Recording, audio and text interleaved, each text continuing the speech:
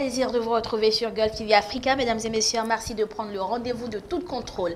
Aujourd'hui, les partis politiques au Bénin, au moins 200 sont nés après l'instauration du multipartisme intégral en 1990. En 2016, on en comptait encore plus de 200. Tous se sont désormais regroupés pour former un nombre réduit de partis politiques avec la venue de la réforme du système partisan. La réforme du système partisan, quel bilan à la date d'aujourd'hui? C'est la problématique discutée aujourd'hui dans tout contrôle. Notre invitée, Christelle Rondonoubo Alioza, est la directrice de l'administration de l'Union progressiste Le Renouveau. Elle est également candidate au poste réservé aux femmes dans la 16e circonscription électorale. Bonjour à vous, Madame Alioza. Bonjour. Alors, notre exercice aujourd'hui va s'articuler autour de trois grands points. Le premier point, eh bien, c'est cette question déjà que je vais vous poser, Madame. Les partis politiques au Bénin avant la réforme du système partisan en 2019 étaient combien et se comportaient comment? Bonjour et merci de m'inviter sur ce plateau. C'est un plaisir que je voudrais que nous partagions avec les amis qui nous suivent en ce moment. Ceci étant, vous demandez combien nous étions comme parti politique avant la réforme du système partisan et comment est-ce que nous nous comportions dans le passé en tant que parti politique. Je pense que vous avez trouvé la réponse tout à l'heure en disant que nous étions plus de 200 partis politiques avant la réforme du système partisan. Et comment nous formons nos partis politiques? Nous formons des fois nos partis politiques par affinité, nous formons nos partis politiques dans nos régions, nous formons nos partis politiques dans les communes, nous formons même dans les arrondissements, nous formons dans les départements, etc. Et rares étaient les partis politiques qui étaient vraiment d'envergure nationale. Comment nous nous comportons? Nous nous comportons de telle sorte que nous satisfaisions les intérêts personnels ou nous faisons tout pour satisfaire les intérêts d'un groupe donné, d'une région donnée, etc. Comment nous nous comportons? Nous nous comportons de telle sorte que à des moments donnés, nous prenons en otage l'Assemblée nationale qui devait délibérer au nom de tout le pays. Qu'est-ce que nous faisions? Nous prenons en otage les présidents que nous élisons, qui sont des présidents de la République qui devraient opérer pour tous les Béninois et toutes les Béninoises. Qu'est-ce que nous faisons? Nous faisons des chantages et au moment où il faut voter les lois à l'Assemblée nationale, un parti politique qui n'a qu'un seul député peut-être à l'Assemblée nationale décide de tout pour tout le monde. Qu'est-ce que nous faisons? Nous faisons en sorte de monter peut-être les partenaires sociaux dans le pays et qu'à des moments donnés, pour un oui, pour un non, pour satisfaire l'intérêt d'un groupe ou d'une personne ou d'une personnalité, nous bloquons le pays, nous ne pensons pas au pays. Bien entendu que nous n'avons pas fait que ça. Il nous est arrivé aussi de nous mettre en alliance parce que nous allons aux élections, parce que nous visons des postes donnés. Il nous arrive aussi que nous puissions faire pression sur des chefs d'État pour des intérêts communs. Dans l'un ou l'autre des cas, le bilan n'était pas aussi reluisant que ça. Et c'est parce que le bilan n'était pas reluisant que même au sein de certains partis politiques, les réflexions ont été menées. Et qu'est-ce que nous devons faire? Quelles sont les solutions qu'il faut apporter à ce problème? Quelles sont les solutions qui permettent de porter la République et non les intérêts individuels ou des intérêts des groupes donnés? Et nous avons dit la meilleure chose à faire, c'est d'aller au système partisan. Aller au système partisan, c'est regrouper les partis politiques. C'est perdre de nos conforts. C'est sortir de nos conforts, c'est concéder des espaces à d'autres personnes. C'est fusionner. Et quand on parle, vous comprenez, quand on parle de fusion, quand on parle de disparition, on parle aussi de perte d'intérêt, de perte de responsabilité, de perte d'honneur, etc. Et donc, cela n'a pas été difficile. Nous avons mis beaucoup de temps pour parvenir à la réforme du système partisan qui a été vraiment opérationnel à partir donc, de 2018 avec le président Patrice Talon. Voilà un peu résumé ce que nous avons connu après donc, la conférence des forces vives de la nation jusqu'à une période donnée 2016-2017. Alors, la réforme du système partisan est arrivée. Aujourd'hui, on compte très peu de partis politiques. En 2023, 7 partis politiques vont se présenter pour les législatives. En tout cas, c'est cette partie visible-là qu'on voit de la réforme du système partisan. Quels sont les autres points saillants, les autres points importants qu'il faut retenir avec cette réforme-là? Je voudrais d'abord dire que le système partisan au Bénin est dans une marche admirable. Dans une marche admirable et en abordant certainement quelques points, nous allons nous entendre. Et nous entendre, quand je dis nous allons nous entendre, je ne parle pas que de vous et moi sur ce plateau. Je voudrais parler de nous tous, Béninois et Béninoises, de tous les acteurs politiques et l'ensemble du pays. Alors, qu'est-ce que nous avons pu changer en dehors du fait qu'aujourd'hui, il y a juste quelques partis politiques qui participent donc aux élections législatives? Je voudrais vous dire que nous avons gagné au plan d'abord politique organisationnel de nos partis politiques. Nous avons gagné quant au fonctionnement de l'Assemblée nationale, quant à la contribution de l'Assemblée nationale au développement de notre pays. Nous allons y arriver. Et nous avons aussi gagné au fait qu'aujourd'hui, même si nous ne pouvons pas dire formellement et que le président de la République actuelle vient d'un parti politique, nous avons gagné en ce sens que, en tant que parti politique, ceux de la mouvance et notamment l'Union progressiste, nous avons et nous maintenons une certaine pression sur le président de la République et son gouvernement pour que nous allions à des actions de développement et que nous ayons une meilleure distribution donc des ressources que nous avons eu à produire tous ensemble dans le pays. Et quand je prends le premier aspect, quand je parle de l'organisation structurelle, de l'organisation politique des partis politiques, il faut retenir deux choses. La première chose, tout parti politique aujourd'hui reconnu doit se mettre dans une organisation telle que il est tout au moins un siège central national du parti. Il peut avoir des annexes dans les environnements, mais un siège national reconnu donc par le ministère de l'Intérieur.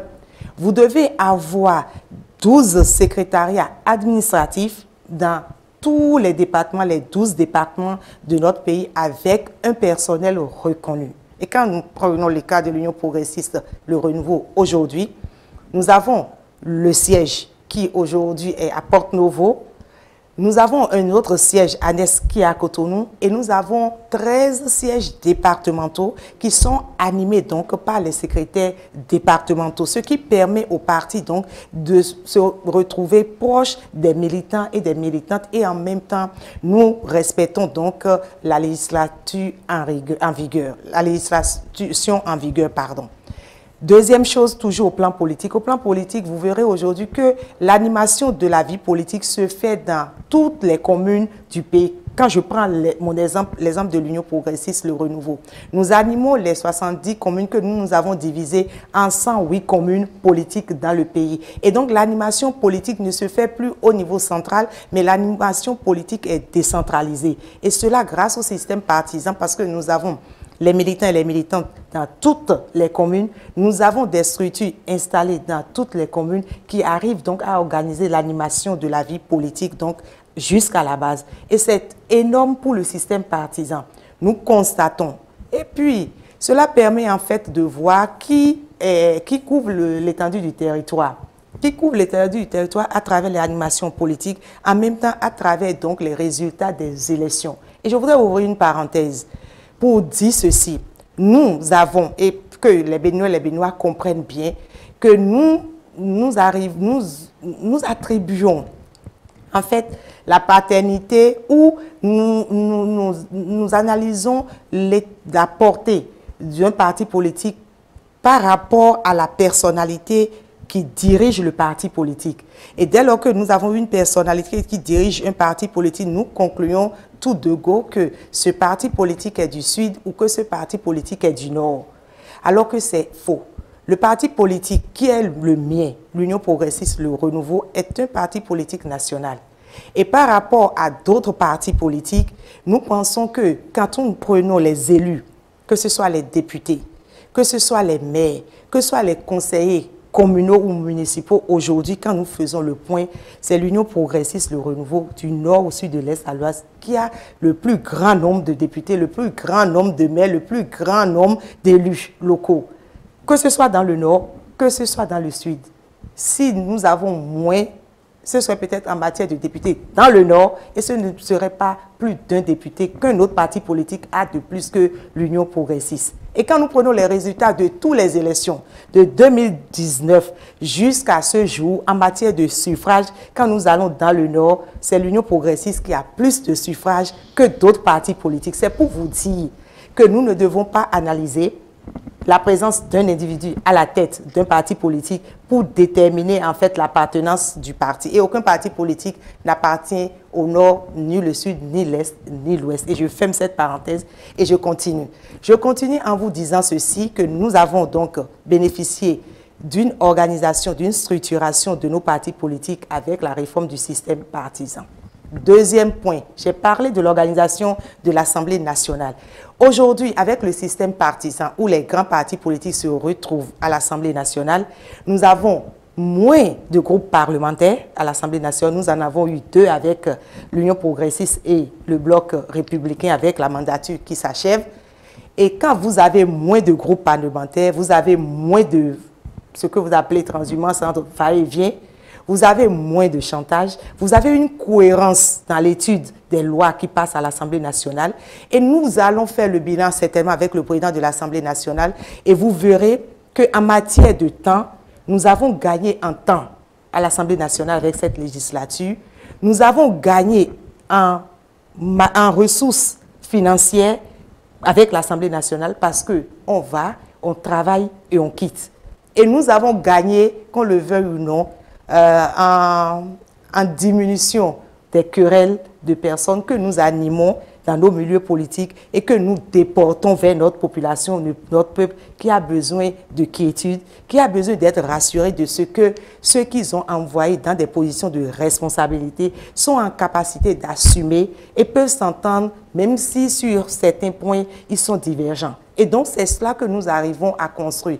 Et aujourd'hui, je voudrais vous dire que même si à l'Assemblée nationale, que certains partis se retrouvent pour la prochaine législature, nous aurons toujours cette même ambiance. Si nous nous retrouvons à 3, à 4, à 5 à l'Assemblée aujourd'hui, je crois que le principe est déjà là. La base est là. Il y aura des discussions responsables, des discussions qui vont dans le sens du développement du pays. Les discussions qui n'iront pas dans le sens du blocage, en fait, des actions pour le bien-être de chaque Béninois et de chaque Béninoise. Et c'est le deuxième point que je voudrais aborder. Le troisième point, en ce qui concerne la réforme du système partisan.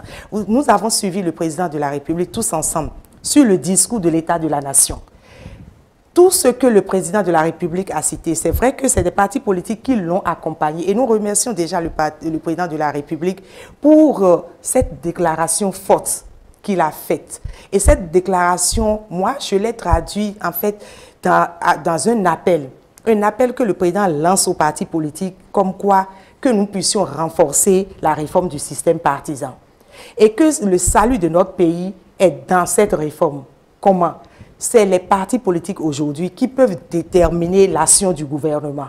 C'est les partis politiques qui peuvent faire pression sur un gouvernement, sur un président de la République, quant aux actions à mener pour satisfaire donc les besoins de notre population. Et vous l'avez entendu, par rapport à certaines annonces, il a dit clairement que c'est aussi sous l'impulsion des partis politiques qui l'accompagnent. Et je dis notamment à l'Union progressiste, le renouveau, quand nous prenons notre idéologie, nous sommes de la social-démocratie, nous ne demandons pas qu'on partage les ressources du pays à chacun de nous, mais nous demandons la redistribution des revenus, des fruits de nos efforts dans une justice qu'il faut apprécier. Et nous avons vu le jeudi dernier à l'Assemblée que le chef de l'État, avec son gouvernement, a pu faire une redistribution des fruits de nos efforts communs à chaque catégorie par rapport à son niveau. Et donc, il faut les partis politiques pour le faire. Il faut des partis politiques, des groupes forts pour faire pression. Quand vous êtes un parti politique et vous avez un seul député à l'Assemblée nationale, vous ne pouvez pas déterminer l'action du gouvernement. Vous ne pouvez pas agir sur l'action du gouvernement. Est-ce que la législature finissante a véritablement contrôlé l'action du gouvernement? Les débats politiques, les débats contradictoires au Parlement, est-ce qu'on en a eu? On s'en plaît, hein, la population s'en plaît. Mais ça dépend de votre position et de la vision que vous avez en matière de contrôle de l'action du gouvernement. Le contrôle de l'action du gouvernement n'est pas une un affrontement entre gouvernement et parlement. Pourquoi nous voulons, et je pense qu'il faut que nous puissions sensibiliser les uns et les autres, nous travaillons aussi sur ces questions pour dire à nos compatriotes que le contrôle de l'action du gouvernement n'est pas un endroit, un ring où le député doit se mettre à tirer sur le gouvernement. Tant qu'on ne tire pas sur un gouvernement dans notre pays, on ne contrôle pas ses actions. Non. Contrôler l'action du gouvernement, c'est ce que nous faisons, c'est ce que le groupe parlementaire Union progressiste, le renouveau, a toujours fait au Parlement. C'est-à-dire attirer l'attention. C'est de montrer les points faibles, montrer les points forts, montrer où il faut corriger, où il faut avancer. C'est ça, contrôler l'action du gouvernement. C'est attirer l'attention du gouvernement sur des points précis. C'est aussi faire pression sur le gouvernement par rapport à certaines décisions, par rapport à certaines lois. C'est dire au gouvernement, telle loi que vous avez envoyée à l'Assemblée nationale ne répond pas à nos aspirations quant aux besoins de notre population, les besoins que nous avons vus sur le terrain. Mais là, le contrôle de l'action du gouvernement, ce n'est pas aller à la télé, ce n'est pas s'installer sur les réseaux sociaux, attirer à longueur de journée sur un gouvernement. Le contrôle de l'action du gouvernement, ce n'est pas ça. Le contrôle, c'est regarder, c'est étudier, c'est attirer l'attention, c'est alerter et alerter, trouver les formes qu'il faut. Et donc, le groupe parlementaire Union progressiste, le renouveau, durant tout ce mandat, l'a fait. Et on n'a pas besoin à tout moment d'aller non plus à la télé ou sur les réseaux sociaux ou à la radio pour dire qu'on est dans le contrôle de l'action du gouvernement. Alors, la question du financement des partis politiques, la réforme du système partisan l'encadre. Parlez-nous-en déjà. Mais je crois que c'est la loi 2019-44 qui votée en novembre 2019, en fait, qui dispose donc du financement des partis politiques. Et je pense que tout parti politique, et nous avons tous, il y a quelques années, en tant que parti politique, nous avons tous été appelés à étudier le projet de loi. Nous avons fait des propositions, nous avons fait des amendements, nous avons apporté des améliorations à cette loi ensemble. Et dès lors que la loi a été votée, étant parti politique, remplissant les critères énumérés donc dans la loi, vous bénéficiez donc du financement public. Les 3 années qui se sont écoulées, il s'est fait que c'est l'Union progressiste, le renouveau et le Bloc républicain qui ont rempli à ces critères. Et ces critères fondamentaux, c'est quoi? C'est avoir des élus au plan local, quand on prend pas le local, c'est les conseillers communaux et municipaux et c'est les députés. Et donc, c'est les élus de la nation, le nombre d'élus qui détermine en fait le quotient qu'on vous attribue. Et c'est pareil en ce qui concerne les conseillers communaux et les conseillers municipaux. Et donc, c'est sur cette base que les calculs se font. Et la Sénat, qui est la structure en réalité qui s'occupe donc de cette question, que la Sénat appelle les partis politiques pour la remise donc des chèques. Et je voudrais bien souhaiter qu'à la suite donc des élections du 8 janvier prochain, que nous puissions être nombreux à bénéficier du financement de l'État. Parce que je reconnais qu'il faut être un parti politique bien organisé. Je reconnais qu'il faut avoir des militants et des militants engagés qui contribuent au fonctionnement de leur parti pour que le parti vive, pour que le parti anime la vie politique. Et donc, quand un parti politique n'a pas le financement qu'il faut, n'a pas les moyens financiers qu'il faut, il serait difficile donc à ce parti politique d'exister. D'où la pertinence de la réforme du système partisan.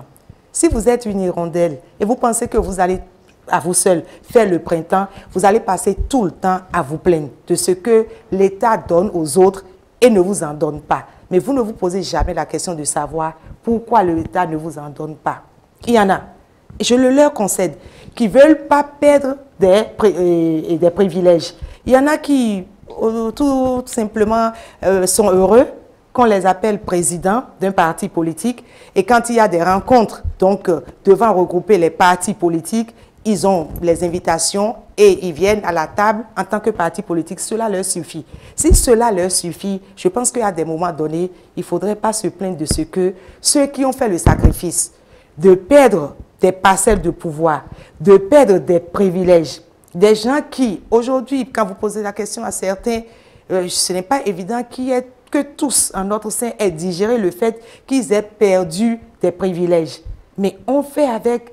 Et donc, ceux qui ne veulent pas perdre des privilèges et qui gagnent en d'autres privilèges, je pense que c'est un choix. S'il y en a qui ont besoin du financement donc, de l'État, que nous allions à la compétition, qu'en sortant de la compétition, que nous gagnons donc des positions à l'Assemblée nationale, que nous gagnons des positions donc au niveau des conseils communaux et municipaux pour bénéficier donc du financement de l'État. De toutes les façons, la loi a été votée et cette loi qui est en vigueur, c'est cette loi qui est appliquée et qui sera applicable jusqu'à ce que nous décidions certainement ensemble un jour de la réviser si nous pensons qu'il faut y aller. Alors, Madame Rondonugbo Alioza, le financement à travers le code, c'est 60% pour les conseillers, 40% pour les députés. Est-ce que les conseillers sont plus importants que les députés? Qu'est-ce qui se passe à ce niveau? En fait, quand on dit 60% pour les conseillers communaux et municipaux, nous en avons environ 1600. Et donc, par rapport au nombre, comparé au nombre de députés que nous avons, vous comprenez pourquoi une marge a été laissée donc pour les conseillers communaux. Et l'animation de la vie politique se fait. Je ne dénie pas l'importance des élus nationaux dans l'animation de la vie politique, dans l'animation des partis politiques. Mais l'animation de nos partis se fait à la base. Et c'est donc la base qui donne l'impulsion pour que nous puissions au niveau du sommet dire que nous avons des résultats. Par conséquent, nous avons décidé, c'est ensemble de toutes les façons, je vous l'ai dit, que les partis politiques ont pu définir donc ces pourcentages.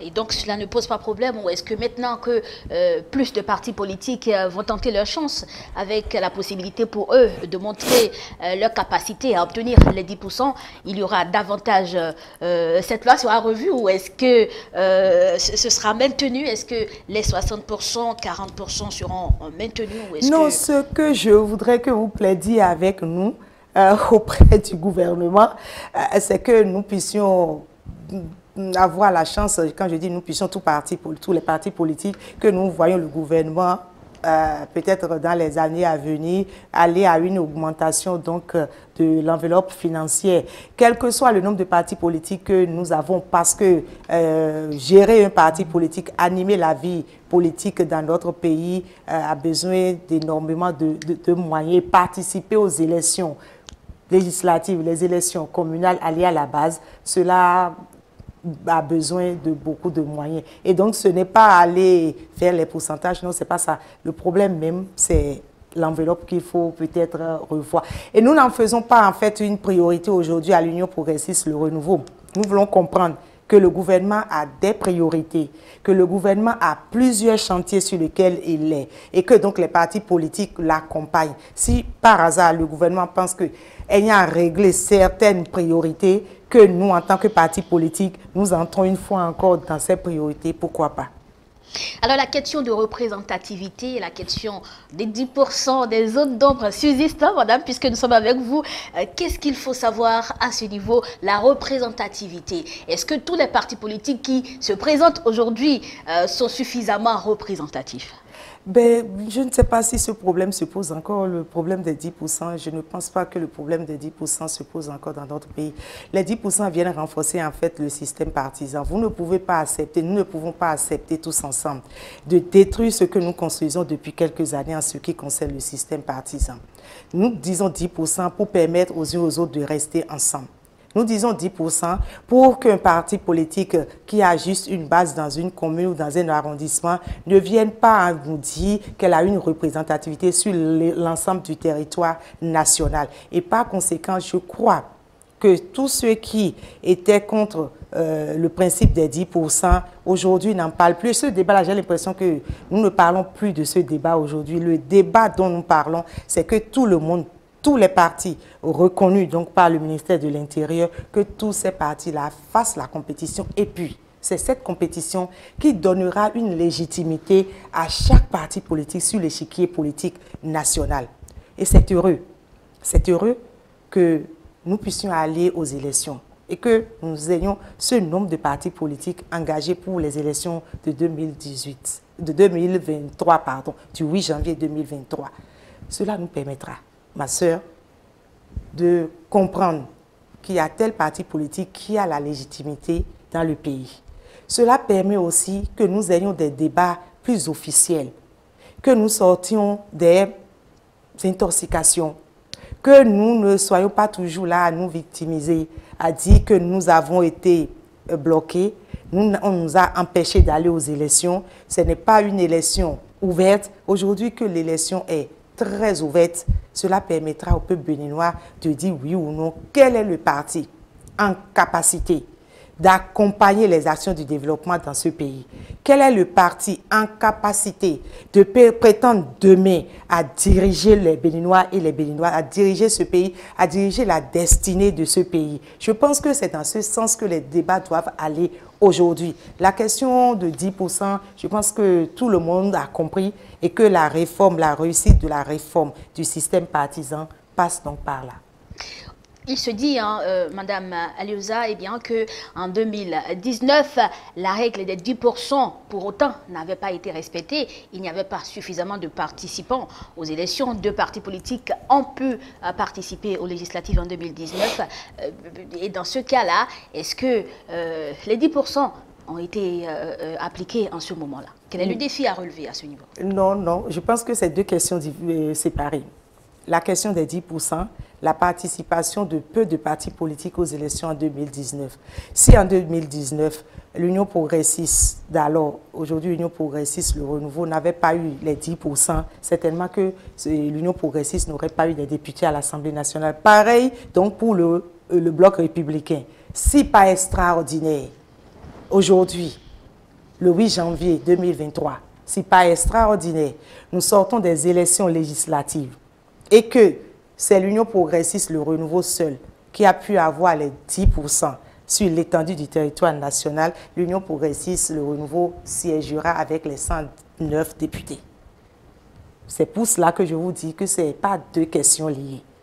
Si nous sommes aujourd'hui 50 à aller aux élections, c'est une manière de parler, et qu'au finish, il y a 1 ou 2 qui ont les 10%, ou c'est 3, ce sont ces partis qui seront représentés à l'Assemblée nationale. Et donc, ce n'est pas le fait d'avoir pas participé aux élections, quand je dis le fait que certains n'aient pas participé aux élections en 2019, qui a permis que UP et BS se retrouvent à l'Assemblée.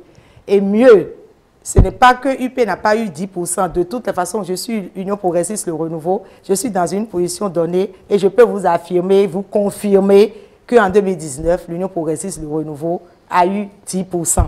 Pareil pour le bloc républicain, c'est bien connu ces résultats. Et donc, nous sommes plus nombreux, allons au combat, allons chercher notre légitimité devant notre peuple, allons rechercher donc cette légitimité-là, en fait, allons rechercher les 10% devant nos populations. Ce qui est également reproché à la réforme du système partisan, oui, c'est qu'elle n'encadre pas la transhumance politique. Ouais. Aujourd'hui, il faut être membre de ce parti. Quelques jours après, il faut rejoindre un autre parti politique. La loi ne l'encadre pas.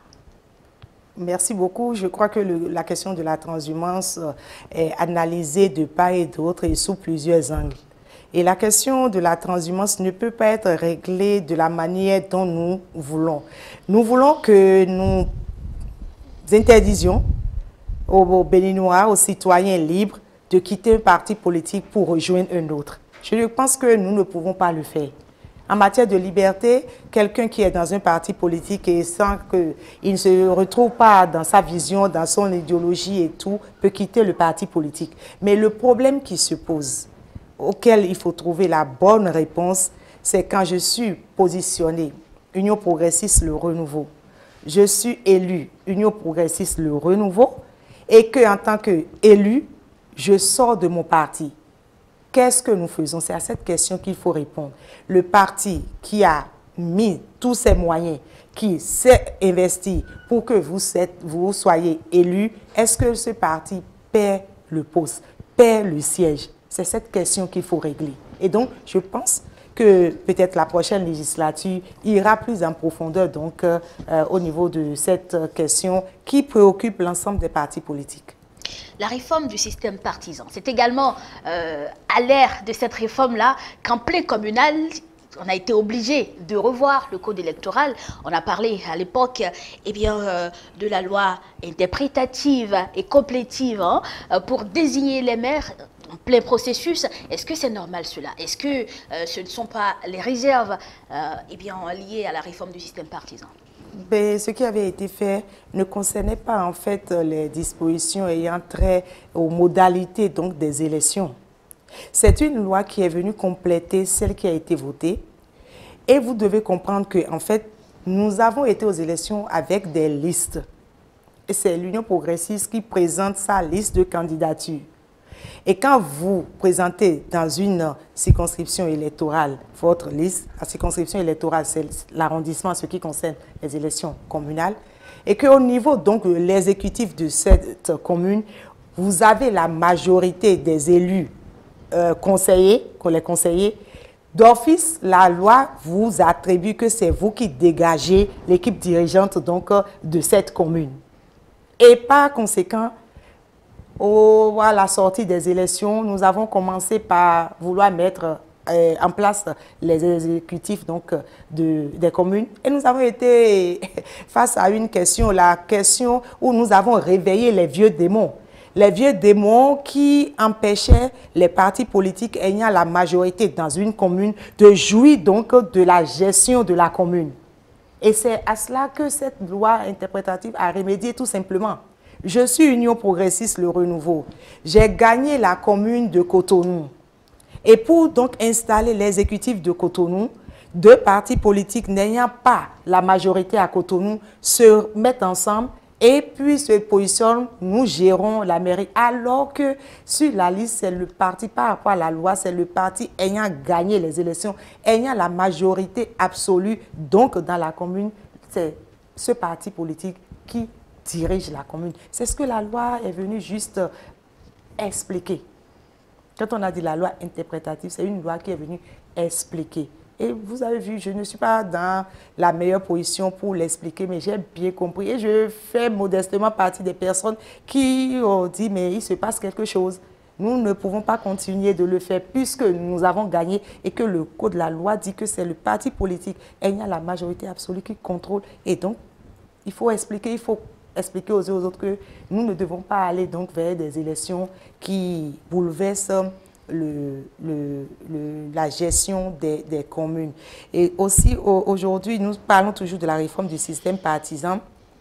Et vous comprenez qu'avec la réforme du système partisan, nous tendons vers une meilleure gestion de nos communes, avec d'autres réformes du gouvernement. C'est vrai que nous n'y sommes pas encore, mais nous sommes sur le bon chemin. Cette manière d'administrer aujourd'hui les communes, où les partis politiques sont responsabilisés dans la gestion des communes, où l'État a sa position, a sa place, a son regard à travers les secrétaires exécutifs aujourd'hui que nous avons dans nos communes. Nous avançons lentement, mais sûrement vers une meilleure gestion de nos communes. Et cela met aussi les communes en concurrence, comme le président de la République l'a dit le jeudi dernier. Cela met les communes en concurrence. En mettant les communes en concurrence, en fait, c'est les partis politiques qui sont aussi mis en concurrence. Et je pense que ce n'est que pour le bonheur de notre République.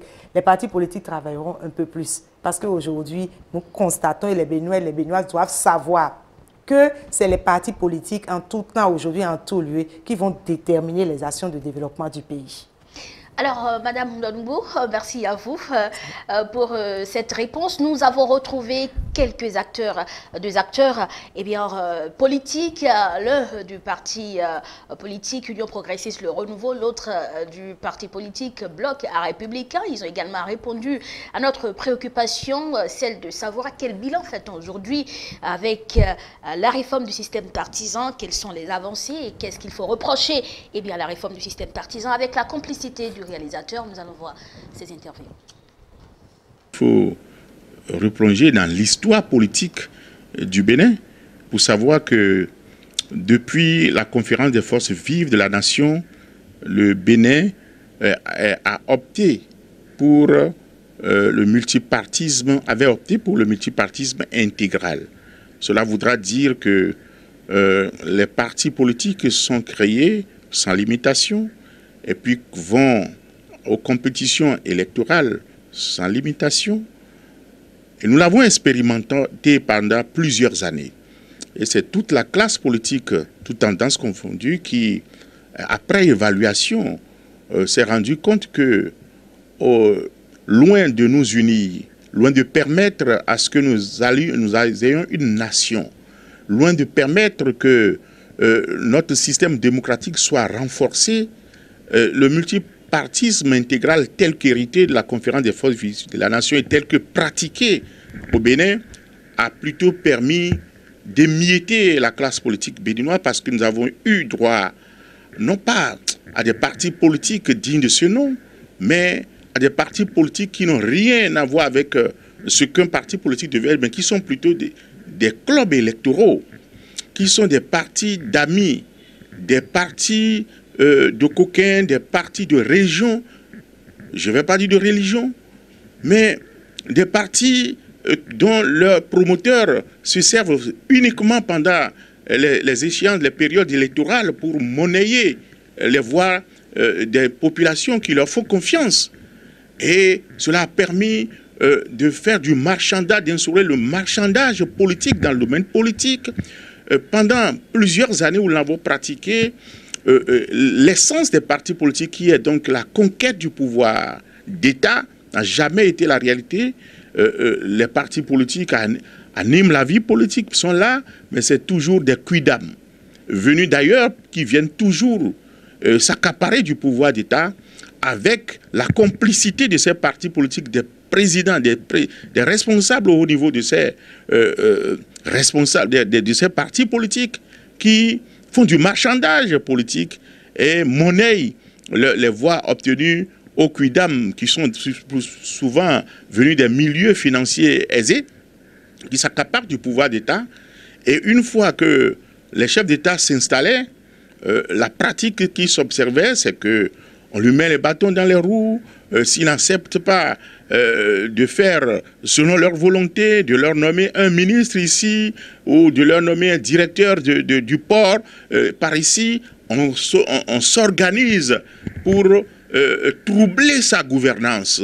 Ce qui fait que pendant longtemps, nous n'avons pu jamais voir le chemin du développement. Et ensemble, on s'est dit, si on ne réforme pas le système partisan tel que nous le pratiquons, nous allons tous disparaître. Les partis politiques vont disparaître et notre champ politique sera livré à des individualités, à des one-man shows. Il y avait plusieurs partis politiques, plus d'une centaine. Et ces partis politiques, ils étaient de trop. Ils étaient de trop d'ailleurs. Et puis la population, c'est toujours pour aller à la quête de la même population.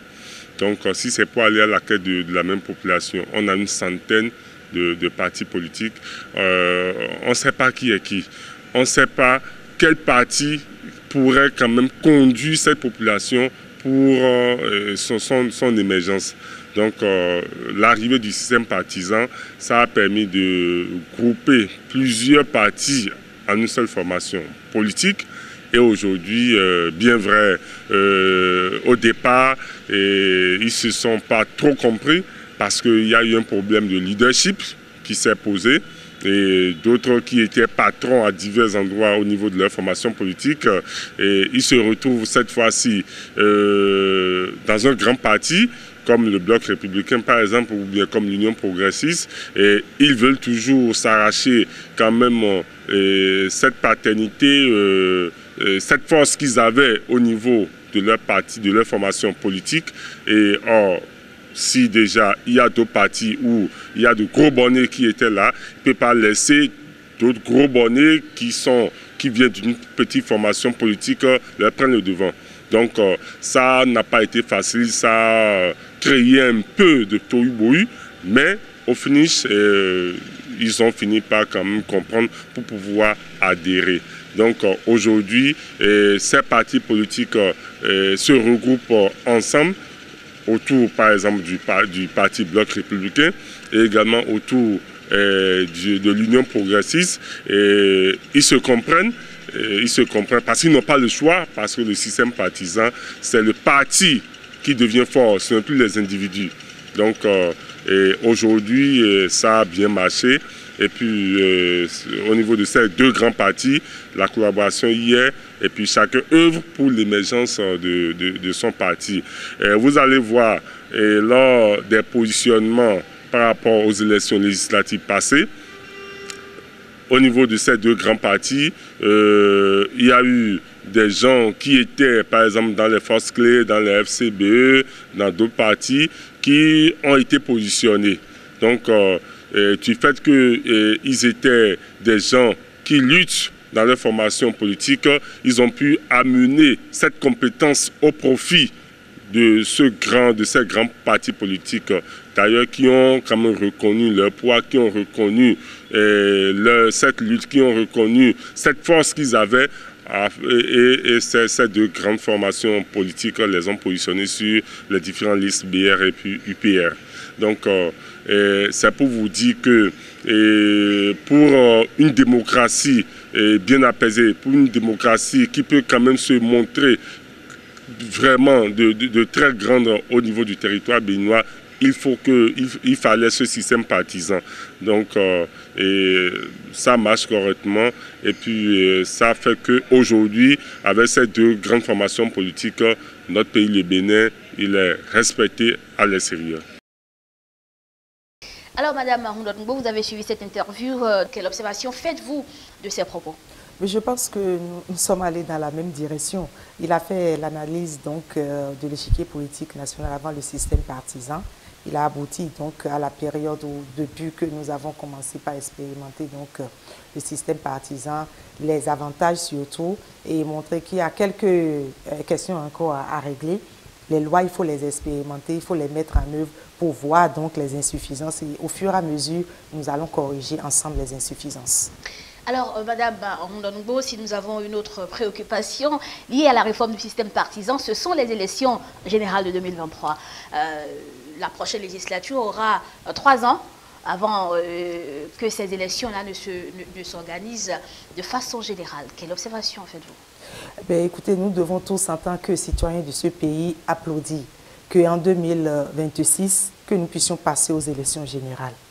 Je voudrais vous prendre à témoin pour constater qu'en 2019, nous avons été aux élections. En 2020, nous avons été aux élections.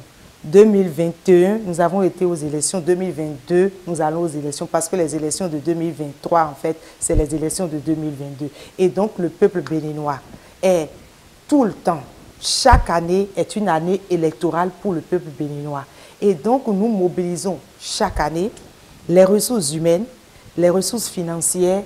Nous sommes tous braqués vers les élections.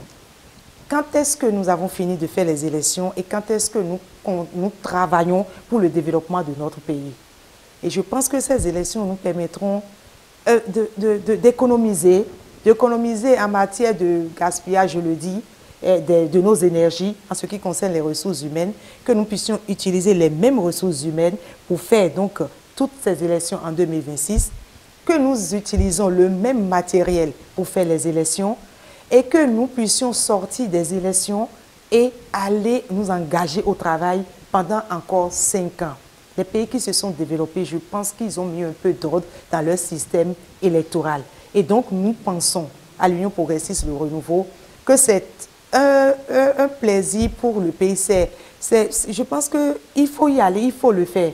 2026, bien entendu, que c'est la première fois que nous irons aux élections générales, et qu'il faut prendre toutes les dispositions en amont pour que ces élections se déroulent bien. Et c'est la meilleure affaire dans une organisation politique, que vous sachiez que vous allez aux élections au niveau de la base et que vous montez, vous allez vers les législatives et vous allez vers les présidentielles. C'est un exercice qui vous permet vous aussi de vous évaluer et de vous ajuster pour les dispositions à prendre quant au fait de gagner ou de ne pas gagner les élections. Vous voyez, vous faites une élection communale en 2020 et c'est en 2023 vous allez à une élection législative. C'est mortel pour les partis politiques en matière de mobilisation de ressources humaines, en matière de mobilisation de ressources financières. Et nous sommes tous unanimes sur le fait aujourd'hui que c'est bon pour notre pays, c'est même excellent pour notre pays que nous puissions aller vers les élections générales et qu'après les élections, que le peuple béninois se mette au travail. Nous allons nous mettre au travail après 2026, 5 ans après, avant d'aller à d'autres élections. Alors, Madame Mahonda-Noumbo Alioza, nous avons constaté que dans le parti politique Union progressiste, le renouveau aujourd'hui, avant Union progressiste tout simplement, avait réuni plus de 200 partis politiques. Aujourd'hui, le parti politique PRD vient s'ajouter et son nom figure sur Union progressiste qui aujourd'hui prend le renouveau. Était-ce une stratégie politique ou alors le PRD était encore plus important que tous les autres partis? Mais non, c'est un choix politique de l'Union progressiste qui est devenu Union progressiste, le renouveau. C'est un choix politique pour nous que nous assumons et que nous gérons. Nous avons constaté que l'Union progressiste et l'Est-PRD, l'Est-Union progressiste et l'Est-PRD, j'ouvre une parenthèse pour vous dire de faire un tour au niveau donc, du ministère de l'Intérieur et vous découvrirez que l'Union progressiste n'existe plus ni le PRD dans les registres donc, du ministère de l'Intérieur. Et donc cela suppose qu'aujourd'hui nous sommes Union progressiste, le renouveau. Et c'est en toute responsabilité que ces deux partis sont allés donc à cette mise en commun. Cette mise en commun qui ne peut que bénéficier au peuple béninois. Et je pense que le peuple béninois attendait ces genres de choses depuis longtemps. Que nous puissions, étant donné que nous partageons les mêmes idéologies, la même vision des choses, si c'est la méthode qui diffère, nous pouvons nous entendre sur la méthode. Quand le fond est le même, nous pouvons nous entendre sur la méthode. La méthode aujourd'hui, c'est de pacifier le pays. C'est de permettre même que les partis politiques qui, autour du président de la République, travaillent, qui se retrouvent autour du Conseil des ministres, autour de la même table, qui partagent la vision du président de la République, que nous soutenons tous, que nous puissions nous mettre ensemble, que nous nous entendions pour accompagner le développement du pays, pour accompagner les actions du chef de l'État. Le PRD et l'Est-PRD, l'Est-Union progressiste, en toute responsabilité, ont choisi de se mettre ensemble, de faire cette mise en commun pour le bonheur de ce pays. Et vous l'aviez entendu, vous nous aviez vu à Porte-Novo et nous avons dit qu'en fait, c'est un miracle qui sera bénéfique pour le peuple béninois. Et nous vous donnons rendez-vous pour le 8 janvier. Vous comprendrez que nous avons raison d'aller vers donc, cette mise ensemble. Dernière question, Madame Mahonda-Noumbo. Jeudi dernier, le chef de l'État a fait son discours sur l'état de la nation. Des annonces ont été faites sur le plan éducatif avec cantine scolaire. C'était également santé, c'était sécurité, c'était la question de revalorisation des salaires, c'était également la préoccupation des aspirants au métier d'enseignant. Désormais, ils seront payés 11 mois sur 12. Ce discours de l'état de la nation du président de la République n'est que le bilan à mi-parcours d'une partie de la réforme du système partisan. Pourquoi je le dis? Je le dis parce que c'est grâce à la réforme du système partisan que, première chose, le président de la République a eu la quiétude nécessaire pour engager les actions de développement. C'est grâce au système partisan que les députés à l'Assemblée nationale ont permis au président de la République d'avoir les lois, les textes qui facilitent donc la mise en œuvre des actions de développement et des projets dans notre pays. Et nous nous réjouissons, nous à l'Union progressiste Le Renouveau, du bilan fait par le chef de l'État le jeudi dernier à l'Assemblée nationale. Nous sommes d'autant plus heureux quand nous regardons les différents compartiments, nous constatons que le chef de l'État a fait un bilan politique, il a fait un bilan sécuritaire, il a fait un bilan sanitaire et il est allé au bilan social. Et le bilan social du chef de l'État est tout un paquet. Ce bilan est transversal entre les couches de notre pays. Vous avez les travailleurs, vous avez les femmes, vous avez les jeunes filles et vous avez tout le peuple béninois dans ce bilan social. Personne. Je ne pense pas que nous puissions nous lever aujourd'hui pour dire que le hautement social annoncé par le chef de l'État, que nous ne l'ayons pas eu. Et le président l'a fait, ce hautement social, il l'a fait dans une équité que nous pouvons apprécier tous.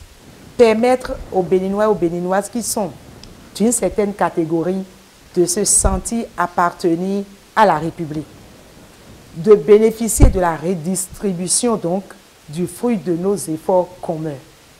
Et c'est le lieu, le président l'a fait, et nous aussi nous remercions les plus grands, les plus gros, qui contribuent aussi à ce que les gagnes petits puissent se sentir bien dans la République. C'est un état d'esprit qu'il faut apprécier.